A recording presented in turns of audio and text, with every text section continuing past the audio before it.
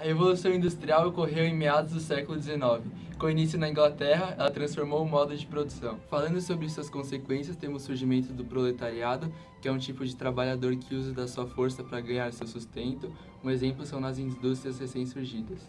Um processo de urbanização crescente que gerou problemas de moradia nas cidades e regiões urbanas. Também temos o uso e abuso da mão de obra infantil e feminina nas indústrias. Falando sobre as condições de trabalho da mão de obra que acabamos de citar, eram péssimas. As jornadas eram extremamente longas e acidentes com as máquinas eram frequentemente vistos. Uma das principais consequências foi o desenvolvimento de novas máquinas e tecnologias. Para explicar isso, passo a voz para Rodrigo Vidal. Obrigado pela palavra, João. Bom, temos a máquina a vapor como um dos principais símbolos da Revolução Industrial, tendo como seus criadores James Watt e Thomas Newcomen, no século XVIII, mais precisamente no ano de 1769.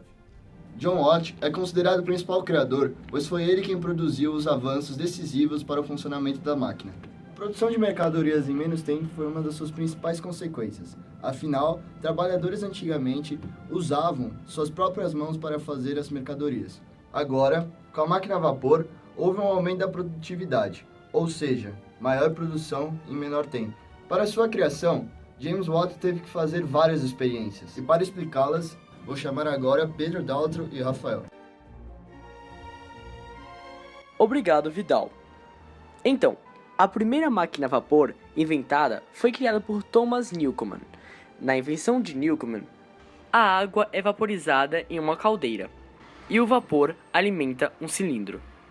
A pressão do vapor e o peso do outro lado da bomba lentamente forçam para cima o pistão do cilindro.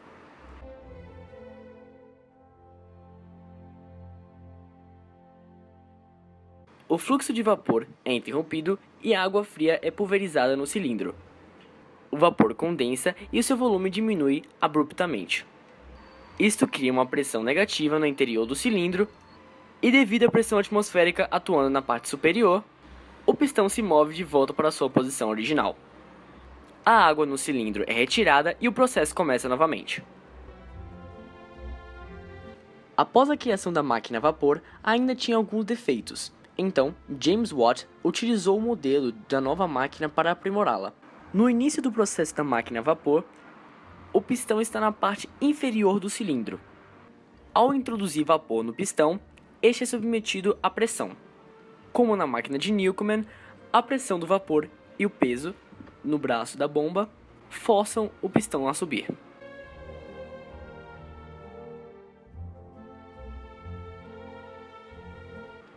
Agora o fluxo de vapor é cortado e um tubo ligando ao cilindro condensador é aberto.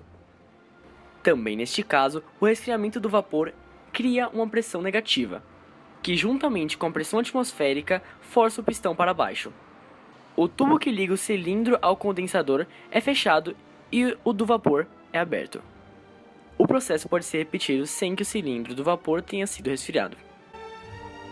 Porém, a máquina a vapor era lenta devido à inércia de aquecer e esfriar. Watt então inventa a máquina de condensação externa e a caldeira. Para isso acontecer, ele adicionou válvulas para a admissão do vapor e depois a saída do condensador. A partir daí, as máquinas foram evoluindo cada vez mais.